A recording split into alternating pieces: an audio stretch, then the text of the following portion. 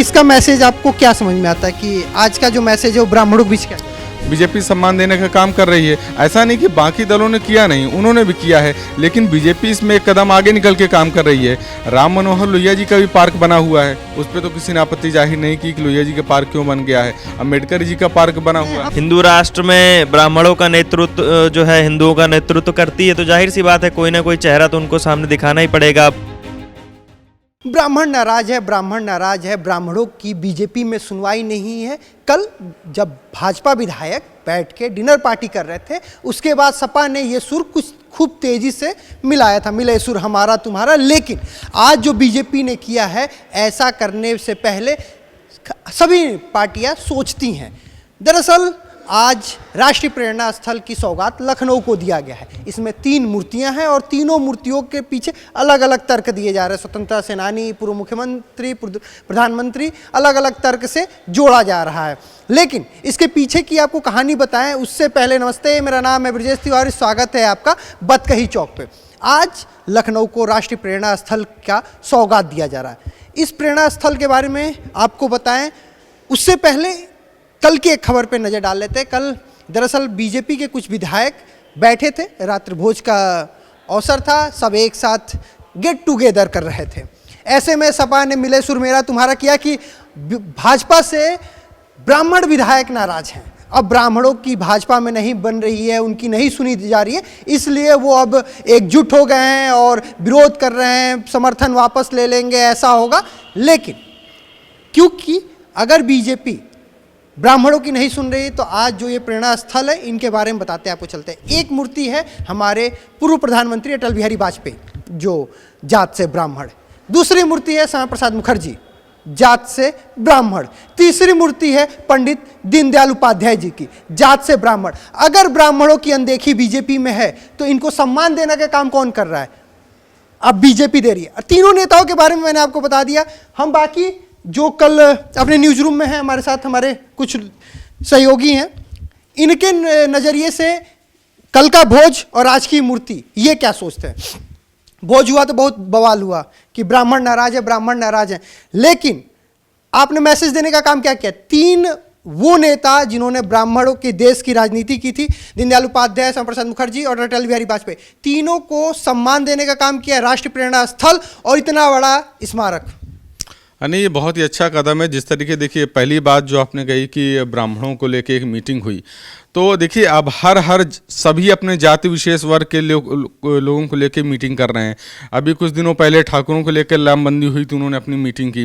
तो मुझे नहीं लगता इसमें कोई बुराई है। अगर अपनी लामबंदी कोई कर रहा है तो ठीक है, अच्छी बात है, करने दीजिए। इसमें रही बात पार्कों की, तो देखिए ये एक सम्मान दिया जा रहा है उनको, तो अच्छी बात है, सम्मान दिया जा रहा है। काम बीजेपी कर रही है, बीजेपी सम्मान देने का काम कर रही है। ऐसा नहीं कि बाकी दलों ने किया नहीं, उन्होंने भी किया है, लेकिन बीजेपी इसमें एक कदम आगे निकल के काम कर रही है।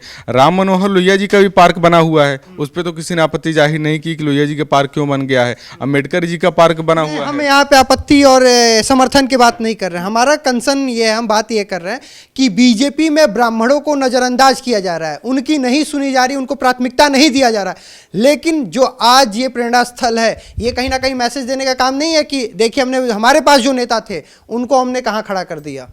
देखिए कहीं न कहीं निश्चित रूप से मैसेज ही देना है, क्योंकि जब आप देखिए देश के प्रदेश के मुख्यमंत्री ब्राह्मण नहीं है, बहुत सालों से नहीं है, कोई बड़ा चेहरा ऐसा नहीं है जो ब्राह्मण चेहरा हो। डिप्टी सीएम को छोड़ दीजिए, वो तो पद देना ही पड़ेगा क्योंकि आपको साधना है। अगर उस चीज़ को किसी संगठन में किसी बड़े पद पर कोई ऐसा व्यक्ति नहीं है जो ब्राह्मण चेहरा हो, तो हर तरीके से उन्हें साधना है। तो अब ब्राह्मणों को वोट बैंक अगर साधना है तो उसको किस तरीके से साधा जाए? तो चलिए मूर्तियों के साथ उनको एक सम्मान दे दिया गया कि देखिए हमने इस लेवल पे जाके काम किया है, सम्मान देने काम किया है।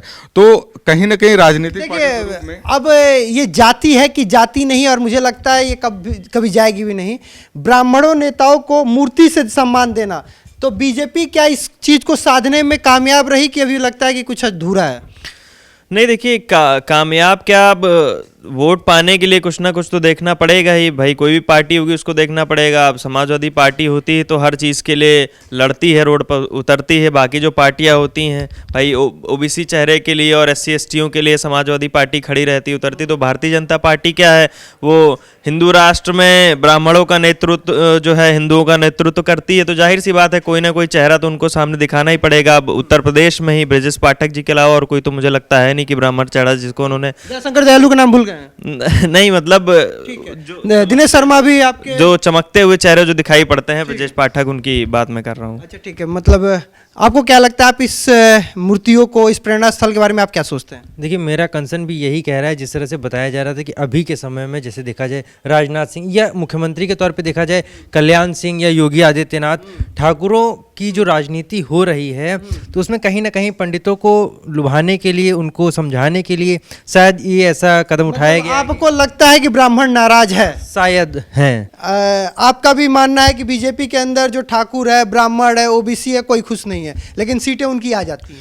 नहीं, खुश होने का मतलब ये है कि कहीं ना कहीं तो नाराजगी है और उसको कम करने की कोशिश की जाती है। लेकिन आप देखिए, इसका मैसेज आपको क्या समझ में आता है कि आज का जो मैसेज है वो ब्राह्मणों के बीच क्या जाएगा? मुझे लगता है ब्राह्मणों का जो कोर वोट बैंक है, जो ठाकुरों का कोर वोट बैंक है, वो बीजेपी के साथ हमेशा से रहा है। बीच में मायावती के साथ भी गया और उसकी सरकार बना ली, लेकिन बीजेपी के साथ में है और बीजेपी इस समय सत्ता में है।